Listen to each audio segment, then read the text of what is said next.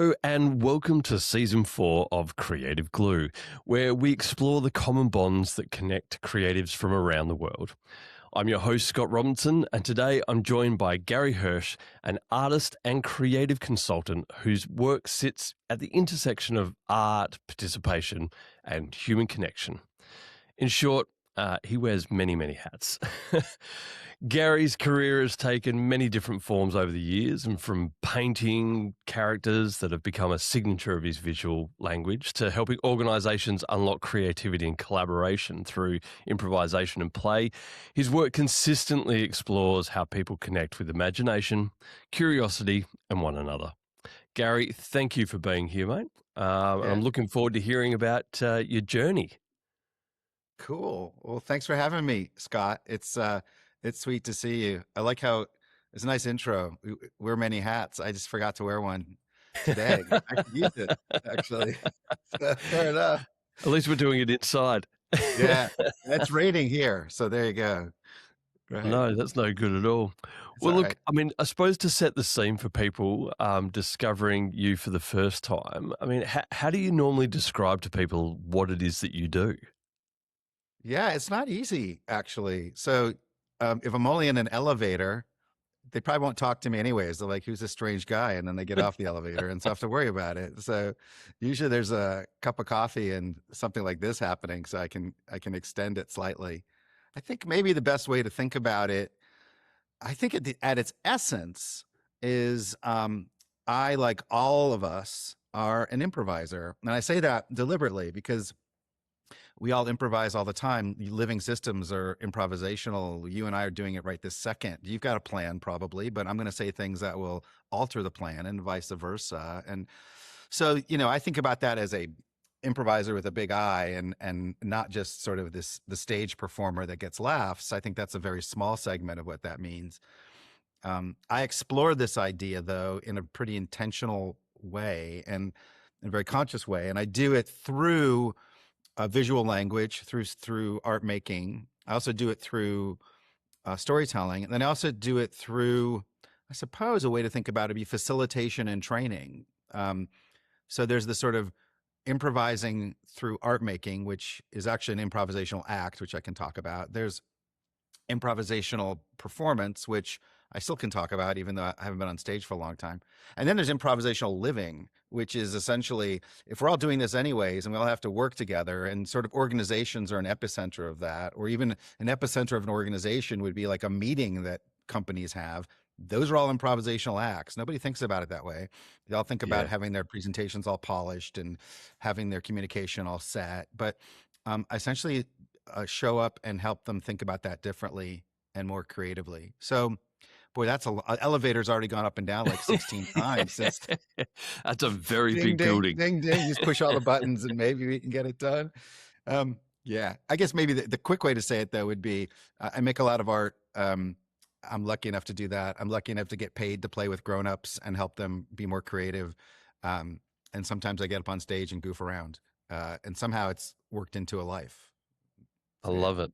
I love it. I mean, you talk about working with adults, though. I'm curious. Like, if we go back, I mean, what kind of kid were you creatively? I mean, did Mm. you, when did you first sort of realize that, making things was becoming an important part of your life? Yeah, that's a great question. I mean, especially to go harken that far back, because I think for me that is where the origins are.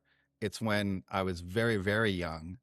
And typically I don't remember very much, but somehow I do remember some of this. And also because there was a lot of sort of archiving of my creative activity when I was a kid. I had parents that were all into like saving the art, like let's put it up on the Yeah. fridge. And also, I grew up in this really ridiculously creative household where my father, I mean, I can't, on one hand, can't list his endeavors. He was a cardiologist, a poet, a concert pianist, a peace activist. Let's see, I get one more out of that. What? He liked to cook. I guess that's creative. So there's at least five. So It it was is. kind of in the air all the time. But the thing that I remember and was captured through lots of conversations, because I got very curious about this question, like, why am I sort of, like even right now, I have a pen in hand and we're going to be talking, but I'm going to be doodling while we're talking because that's how I listen. It's like my listening is better when there's a pen moving. So it's Yeah. always happening. And the catalyst for this was actually, you asked what kind of kid was I? I mean, what kind of art did I make? I made art because I was afraid. It's very clear to me. Art was a way to escape from, not really escape, actually, to work with the things that were turning up in my life, either within my own imagination or in reality. So I would have these terrible, terrible nightmares like around 7 or 8. And my only way to manage them was, and my dad would help me with this. We had a very collaborative relationship, which also is, I think, a legacy to what I do now. I'd get up in the middle of the night and we would go down to the breakfast nook, and he'd put in not French, cinnamon toast. French toast would be a big endeavor, but cinnamon toast you can just pop into the toaster. And he'd ask me to draw my nightmares. And so at 3 in the morning, I'm drawing these crazy monsters and doodles, and I have them still. And if you want to put them in the notes or something, those images are still really raw Yeah, for I me, and love that. they were saved. And so, but they're really cool because they're my drawings, but my father's handwriting on them, because I would draw them and he would go, well, what is this? And I would say, oh, that's the crazy lamppost monster that's been running around in my dreams. And so he writes lamppost monster on it. So I've got my drawings and his naming on it. And we would do this for a long, long time until one night. And I don't really remember this night, but he's told me about it. At least when he was alive, he told me about it. And he said, one night, you're doing a lot of these in pencil. And he said, I offered you an eraser. And when I said to you, you could, if you make these things, you can also make them go away. And you started to erase your drawings. And it took, you got a micro piece of control over those things that seem uncontrollable. And your monsters got sort of, it's not like, oh, wow, magic, no nightmares, but it seemed to help. So I think there's a lot in that story to unpack for how it's impacted me even now. And I've got Yeah. adult kids. So I told you about this camera thing. It's doing it now. It's like, Yeah. woo, woo. It's getting this psycho. It's like, if I can say something dramatic, maybe it'll I don't think it monitors the beauty of the content, technology. just body movement. Anyways, I don't know if that answered your question, but that's a bit of a glimpse. No, I mean, because I'm interested, I suppose, before that moment where, you started drawing and bringing art into your world. I mean, what did you imagine you were going to do? Because I can't imagine you thought this is what you'd be doing No, at this no. point. Well, What it's funny. preceded it before No, art no, I took never over? thought I don't think you could have planned. I mean, literally, I don't think you could plan like, oh yeah, you're going to run around the world doing sort of improv communication, business consulting with top 100 companies and make murals in rural Ohio. Cause this is what I've just done over the last 3 weeks. No, I Love couldn't it. have never planned it, which it seems It's the appropriate. ultimate improv, right? Yeah, it is. I feel like I actually do. And I really feel like it's like, I think my life, you can look at almost anything. I think we could all do this actually, but we don't think about it this way. I mean, you could look at your life too. You could look at how you got up this morning, Scott, and how you got here. There was something happened in between the moment you woke up to this very moment that you did not plan for. I guarantee it. I don't know what it was, but maybe, they're out of oat milk at the cafe, something. But yeah. So I thought I was going to be a marine biologist. I Wow. still think I'm going to be a marine biologist. When you I grow up. do. I do. Well, Yeah. not but I mean, so weirdly enough, I grew up in Ohio, but I was not born there.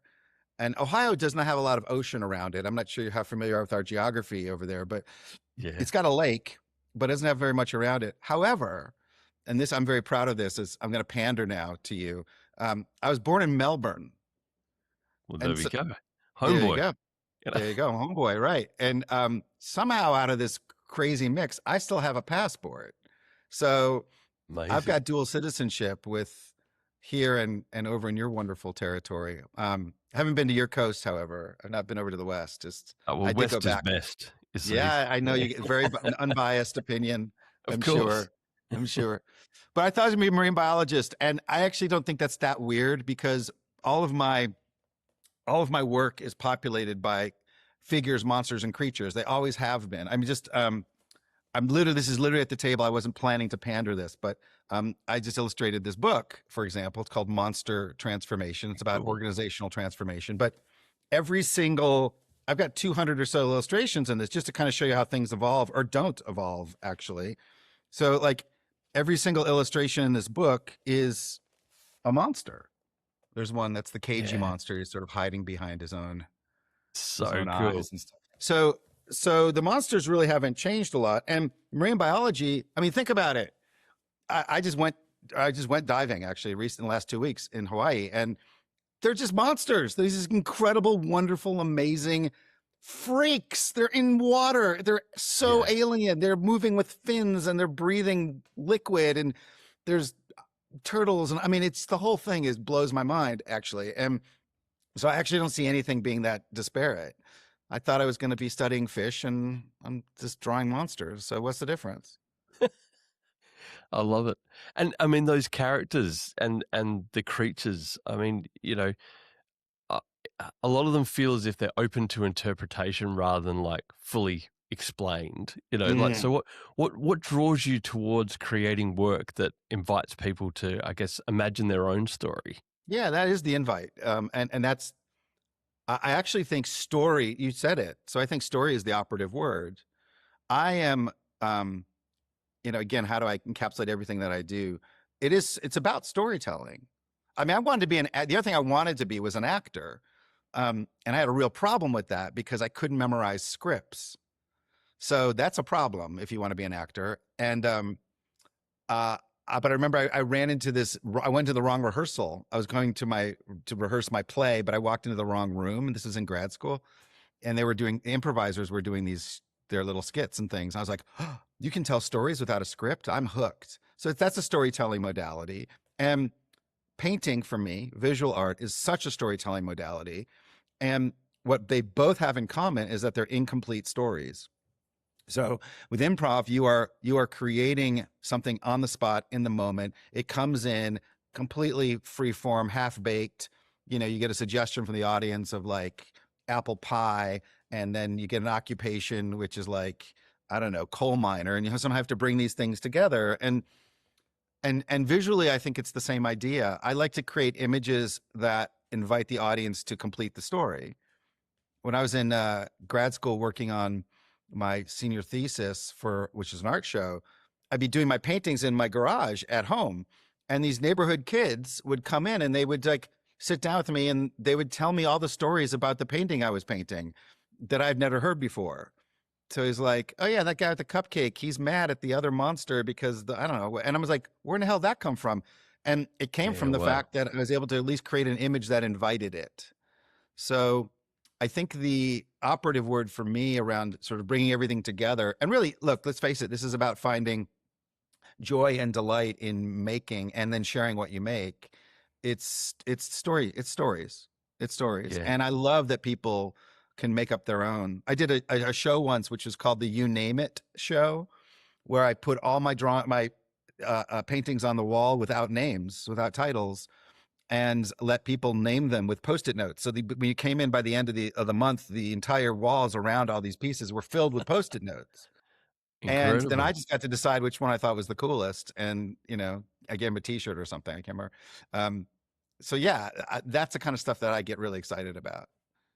I mean, a project like that, obviously has a life of its own. I mean, that's improv, just in itself.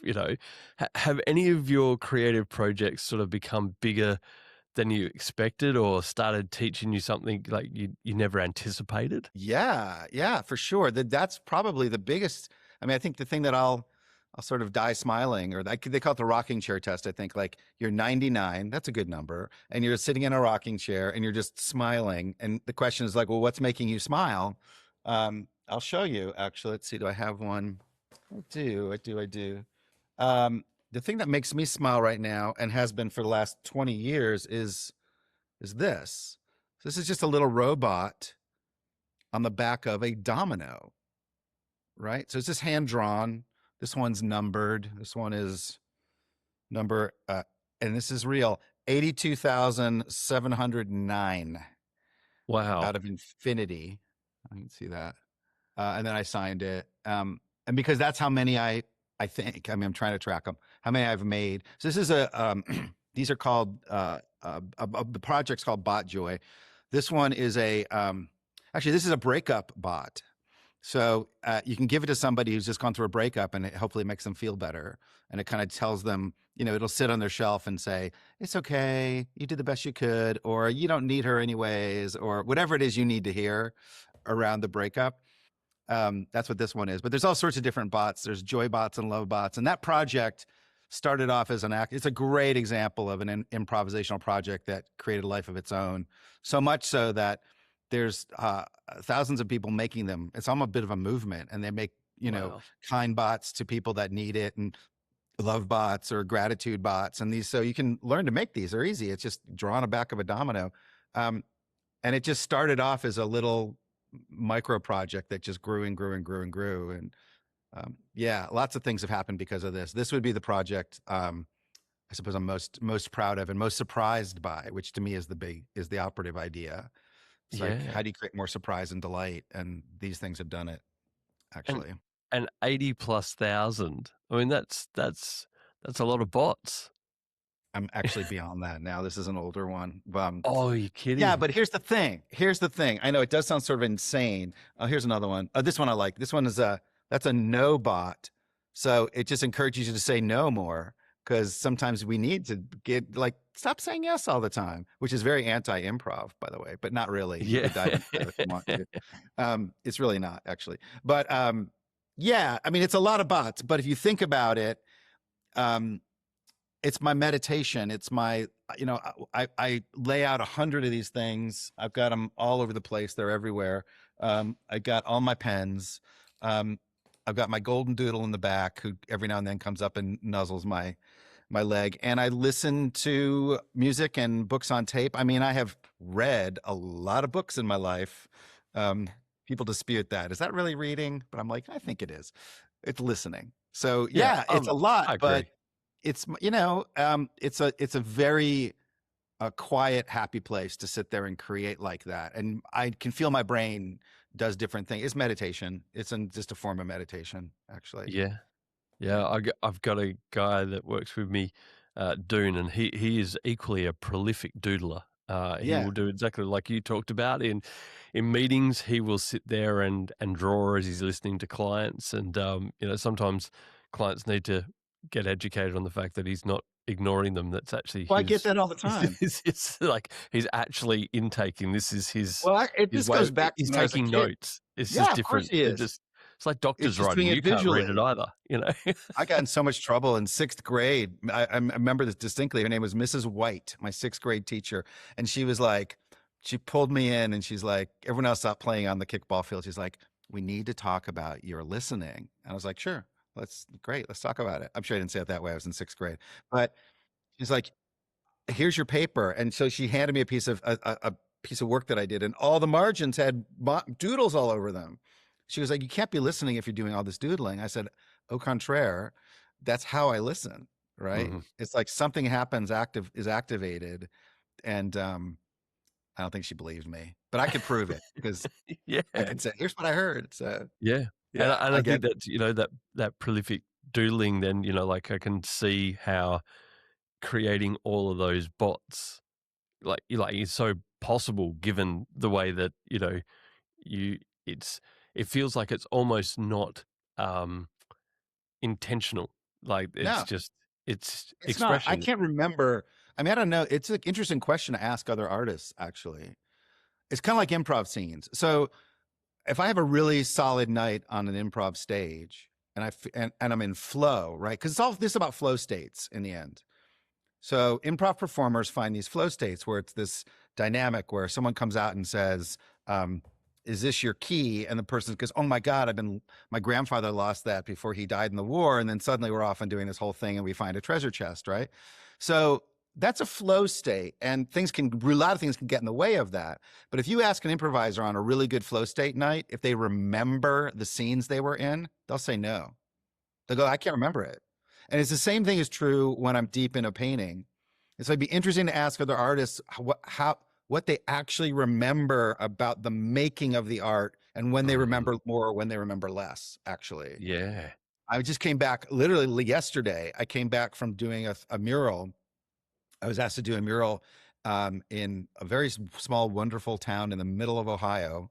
It was part of their 150th commencement, their graduation piece, and I got to speak there actually as part of it, which is I was really amazed that they asked me to do that. But I did this mural for the last 3 days, and I kind of feel like I was abducted by an alien. I don't remember the last 3 days. I do remember a little bit, like being exhausted and eating the Chinese food off the freeway, but I don't really remember. I look back at this thing, and it was a big mural. I look back at it, I'm like, how did that happen? Like, you don't remember each stroke. You're not there for that. Yeah. Yeah, it's that big piece. So, and I mean, because obviously, improv seems to play such a big role in the way you think and work. So, what has improv sort of taught you about creativity and maybe even more about life in what you've just talked about Yeah. Well, there? I think they're sort of related. They're kind of the same thing, actually. Life Yeah. is a very creative act. And yeah. Not Oh my everybody God. lives that way, though. No, they don't. They don't. And I appreciate that they don't. I mean, the other thing that I get to do is I get to work with lots and lots of people who don't think that they are creative. Mm, And it is joyful to actually start that way. Like, going back to my sort of consulting work, I do work with sort of industry agnostic. It's like I work with engineers, I work with creatives at ad agencies, I work with software companies, because in the end, they're just trying to behave like, well, some of them are trying to behave like human beings and trying to do that with each other. And that's a very creative act. And so I think there's a number of things. First of all, there's a bit of a trifecta. I like triples. And there's a bit of a trifecta in the work that we do, which is this idea of adopting an improv mindset. And the trifecta is, and these are sort of suggestions or practices really, which is to let go, notice more, and use everything. So just to break those down slightly, it's like, again, as a creative or you said about life, right? So if you think about sort of walking through life, if you are stuck onto your agenda and you've got a bunch of assumptions and, you meet somebody from Australia and you just think, oh yeah, they all just say shrimp on the Barbie. I'm making this really going super stereotypical here. It's like, you gotta be able to let go of that if you're going to actually create a relationship with somebody, because, yeah. right. It's like, let go of all that. Those are the assumptions. Those are the stereotypes. So are you available to let go? And if you are, then you'll be changed by that person. If you're not, you won't be. You will stay unchanged. And I think that's a massive impediment to human connection. So letting go of your assumptions is a lesson that comes from improv, right? I mean, the reason that shows up on stage is, the audience will suggest, let's say you and I, Scott, we're going to do a scene together, and the audience suggests doctor as the suggestion. And in your mind, you're like, cool, I'm the doctor. And in my mind, I'm like, cool, I'm the doctor, right? And so we both come out on stage at the same time, and you're like, doctor, and I'm like, doctor, and we're like, what's wrong? You might say, where's the symptoms? And I was, we'll have to navigate that. One of us got to let go of it, or we're two doctors examining each other, which is more interesting, actually. Yeah. So letting go, it's like, yeah, you can already see where that scene's go. I kind of want to do that scene now. Yeah. Yeah. So, I mean, why do you think people lose that maybe as they get older? I mean, is that something you see that as people get older, they lose that connection to play and creativity and lose that mindset of improv? I think, let's see. I think there's a number of things that I would say that have been said before, which is, we get more scared about being wrong. So there's a lot of that goes on. There's an amazing sort of, he's a bit of a guru. He just passed away, actually. His name's Keith Johnstone, who's from the improv world, and he helped develop a lot of this work early on. And he was an art teacher, actually, and he was an artist. And he has this moment where he talks about, as an art teacher, seeing his students up to around 4th grade just drawing anything. They'll just be like, blah, blah, blah, blah, blah. And you'll go, what is that? And they'll go, it's a tree. And what happens after that moment is the operative problem, because after 4th grade, if you tell somebody that doesn't look like a tree, they think they've done something wrong. Before that, you're like, oh, that's a really interesting tree. They're like, yes, it is. And it looks like, a piece of, I don't know, like a Rorschach test, just a big splatter. And so they're like, yeah. And so until you tell them that's not what a tree looks like, then they're like, oh, there's a right or wrong here. in the creative, and we just adopt that immediately because we're just trying to survive and thrive, and our egos show up. I mean, there's everything. Adults, we just screw it up, honestly. Um, and I do it too. I am not above any of this, right? Because our egos are massively interesting, and they want to be interesting, and they want you to think they're interesting. And so they show up all the time. I just think you have some self-awareness of it would be nice, please. Yeah. But Born yeah, I perfect, mean, and then we just fuck it up from there. So yeah, I think kind of. I had this great experience during one. So I'll get hired sometimes to do these as a physical workshop. So and this is a cool thing that's been happening. I get hired to become essentially a micro artist in residence for like a 4-day conference, yeah, which is not wild. really a creative conference. So this was like, I did this. I mean, this is the weird shit that happens to me. Like, would you come to Budapest to work with a software company and be an artist in residence and help them feel more creative in between all the other things they're doing, which don't feel creative at all? So they were like, being lectured at and being talked about and having software things happen, which I guess wasn't creative. I guess it could be. And then they would show up in this little room and they would make robots, and they wouldn't leave. It was like, it's time, please drop your pens. It's time for the next lecture. They're like, forget it. And these were people, and I have this great video, which I can send you a link to. And this is wonderful man. And he's like older gentleman. And he's like, I am just not creative at all. I am complete. He like looks at the camera and he goes, he stumbled in there by accident. He goes, I'm not creative at all. I can't draw anything. And then we just cut to him making one of these robots. And then he's got this massive smile on his face. And he goes, and he's like so proud. He goes, I guess I am creative after all. And he shows us. And the thing is it's wonderful. It's a wonderful piece of art. And I think for me, Amazing. the pleasure is that delta. Like, I like to work with folks who think they're creative, but that's got its own issues. I really like to work with folks who don't, and then find out that they are. And that's kind of the delta of that is kind of, I look good, honestly, because it's like, you help me feel this way. So that's fun. And I mean, for me, it's really interesting to see how much of your work becomes quite like participatory, like that people really get involved. So, I mean, for you though, what draws you towards that sort of creating those experiences that involve people rather than just like, I've created some work and here it is on presentation. Here it is in a Yeah. gallery. Yeah. Like, what is such a difference in the way that you're I approaching don't it? know. I mean, it is so embedded in my DNA, actually. So my very first, I made a living, because it's hard to do that as an artist. Before I became working with companies or doing anything where the budgets were bigger, I was just selling my work on the street. I literally was doing that, but I would do it on, I'm wearing, well, this is a reproduction, but I do it on t-shirts. So I put his camera doesn't want to cooperate. Where am I? I would hand paint these giant t-shirts, right? And you have these great big monsters on them and stuff. And I was drawn to doing that because I wanted to bring the art out on the street versus you having to come off the street into the art. And a t-shirt, front and back, is a great canvas, and it moves around. It's like, and it's on other people. And if you've actually ponied up money to buy it, you're kind of its own advocate. I mean, Yeah. it's kind of a genius canvas, actually, a t-shirt. And so I was doing that. I was doing that way before the robots. I mean, this is how I got myself through grad school and paid for my first 10 years of my having a child. And I go to craft fairs, and I became a master at understanding how feet communicate, because when people would stand outside your booth, if their feet were this way, you'd be like, they're not going to buy it. If they're this way, they're like, oh, they might come in and see it. So I learned all these little tricks, but that idea of flow, it just, even on my murals, I'll put a question embedded into the mural. So what brings you joy? What moves you? Who do you love? Things like that. And then I'll invite audiences to take pictures of themselves, like in selfie time, but use hashtags to answer it.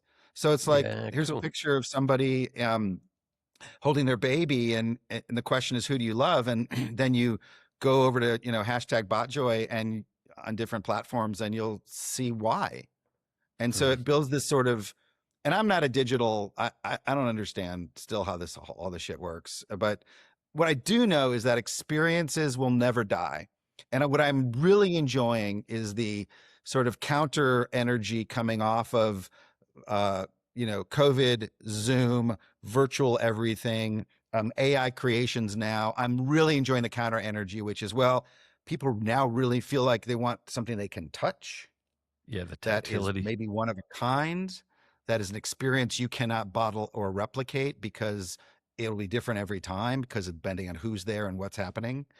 Um, I find that massively hopeful, actually. The reaction against, or not even against, I don't care about the opposition, just we need to feed that other side. And I think it's becoming really obvious. Yeah, So, yeah, yeah. definitely, definitely. I mean, creative careers can look, I guess, pretty exciting from the outside. You know, a lot of people comment to me like, "Oh, you must have so much fun," and look, we do. But I guess there's also comes with that in the creative territory, I suppose that that rejection, you know, and uncertainty and risk. You know, like I mean, we've talked about a lot of the things that have been really successful for you, but equally, I'm interested in any sort of difficult lessons that maybe have come along the way for you Oh, in this yeah. creative journey? Oh, for sure. Great question. I really appreciate getting that question, actually, because it's good because it also keeps my own ego in check. You're like, things are going great. Oh, actually, wait a minute.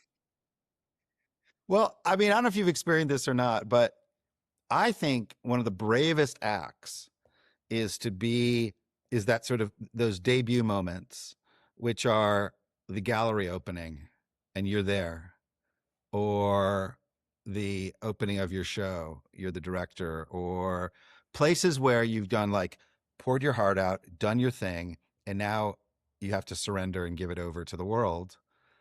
And yeah, I have had shows where uh you're like, A, how come there's no one here? And then B, B, when they show up, nothing seems to move them. Yeah, That is really, really interesting. yeah, And it really, I think it's healthy. I think it's really good to question why you do what you do. So if it's all for the moment where someone says, "Oh, that was amazing. That's great. You're wonderful." Ego feed, and affirmation. And if that's really why you're doing it, probably just should, whatever energy you're spending on that should just do it in therapy because you're probably not going to solve that through art making. no, I think that so that's hard. And that's, and so I've had places where I've just been like, I can feel the rejection. I mean, just there's straight up rejection, right? Which is like, um, I've applied for all sorts of public art commissions and not gotten them. And I've been told, come back when you're ready, kind of that, all that kind of stuff. So the rejection actually just becomes part of it. yeah, I think there's just a lovely gift of age at this point because I don't really care to be anyone else than I am, and this is about as good as it's going to get. And um, yeah, so there's all of that, and then there's just like failed shit. Like there's just like stuff that does not work. You know, I had this idea and I tried it for a little bit, which is it's an improv show where you do it within a company, right? So let's just, make up well, it doesn't matter. I'm just trying to think of Breville, right? Australian brand. Yeah, there they are. So just imagine that, we go into Breville and we get the CEO up on stage and we interview the CEO about their lives and everything else about them. And then we do an improv show based on that. And it's called Meet Your CEO. And you sort of try to dimensionalize these sort of larger figures that are, and, the company is watching it. And, anyways, we tried to do something that wasn't with Breville, but we tried to do something like that. And it was a complete bomb. Like, it was just like, they were like, A, it's not funny. You'll never work here again. It seems like you basically just disrespected the person that you were trying to honor. I was like, okay, well, that's a failure. So the best part of some of that stuff is what you learn about what you shouldn't do again. So yeah. yeah, Well, my those are old some of man always would always say to me, you know, like, you know, failure is daring not to try. You know, yeah, it's you just found a way that didn't work, so you that's go, right. okay. Sometimes you're going to Yeah, spend a yeah. lot of And time it's, finding it's, ways that it's, didn't work. it's so different for everyone. Right. But I think what I do love about, I mean, like, failure is it's an interesting word. It does, at least as an artist, it does force me to question my motivations. Yeah. because I mean, what's cool is that it doesn't stay very much. It doesn't stay very intellectual. It gets very much into the feeling, and then you're like, well, why do I feel this way? Well, maybe I feel this way because the goal that I had, I wasn't being honest with myself about my own goal, right? Yeah. Maybe the goal was to be an incredibly famous, well-known artist, and now I won't be, but I wasn't really saying that. And that seems weird. And I shouldn't say that. And maybe I should look at that. Like, I don't know. I think failure or things that don't work are great to question, look at your feelings and then ask, what is my real motivation here? Because especially the feeling is like unusual or weird or surprising. Then you're like, something's going on. It's a Yeah. bit of a trigger. Yeah. Yeah. I love it. I love it. Gary, before we wrap up, we love to do a little thing on the pod called the Fast Five, right? So 5 really easy questions, I'm sure. And we just need one-word answers. Are you sure they're easy? Okay. One-word answers. I mean, does it get any better than that? I mean, that's this easy. Yeah. improv done, right? So, I mean, you should be the greatest at this game. Now you've really raised the stakes. This is going to be a failure, but we're going to learn from it. Worst case scenario, we're going to have some fun, right? Okay. So, are you ready to go? I'm ready to go. Fast five. I love it. All right. What's one word that describes the creative season you're in right now? Collaboratively contemplative. It's a hyphenated word. It's a hyphenated. It's fine. We do that all the time. What's something small that sparks your creativity consistently? I would say choral. Choral. Yes. Love that. This is the marine biologist coming back. It is when I'm feeling sort of stuck, I will either look at images of video or remember structures, choral structures. So it's choral. It's fast five. I'm just not going to justify it. It's choral. I love it. Perfect. What's one thing adults should do more of creatively? They should doodle, for sure. That's the tip, everybody. Doodle more. Doodle more. When do you feel most present? 5:53 in the morning, when my dog licks my face and wakes me up, because I go from not being present at all to like, now you're on. So I would say it's the moment I wake up. And our final one, if you could be anywhere right now, where would it be? I'd be right here.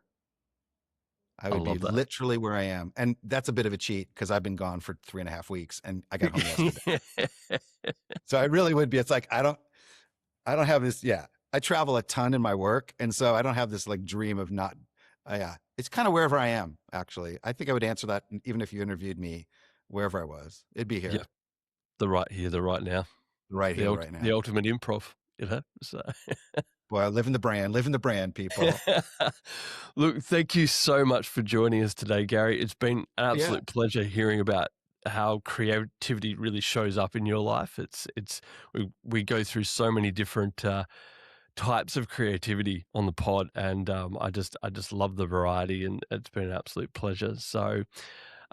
For us, that's all we've got time for on this episode of Creative Glue, but please join us next time as we continue exploring the connections and what brings creatives together. If you haven't already, can you please jump on and listen to some previous episodes? There's some amazing guests on there. We're on YouTube, Spotify, and Apple Podcasts. And don't forget to like, subscribe, and stay tuned to see who's next on Creative Glue. Your ideas and my ideas will stay together like glue. 'Cause we've got the creative